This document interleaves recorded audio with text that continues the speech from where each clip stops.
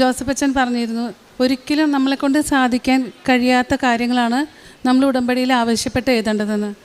ആദ്യമായി എഴുതിയത് എൻ്റെ ഭർത്താവിൻ്റെ സാമ്പത്തിക ബാധ്യതയ്ക്ക് വേണ്ടിയായിരുന്നു.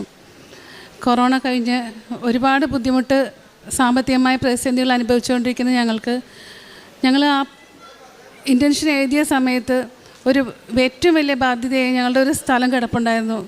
അതിൽ കോടതി കേസിൽ പെട്ട് കിടക്കുമായിരുന്നു.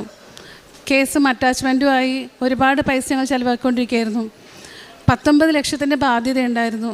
ഞങ്ങൾ ഇവിടെ വന്ന് പ്രാർത്ഥിച്ചതിൻ്റെ ഫലമായി അത് 13 ലക്ഷത്തിലേക്ക് കുറഞ്ഞ് ഞങ്ങളൊരു സെറ്റിൽമെൻറ്റ് വെച്ച് ഏകദേശം 8 മാസത്തിൻ്റെ ഉള്ളിൽ തന്നെ ആ സ്ഥലം വിറ്റുപോയി.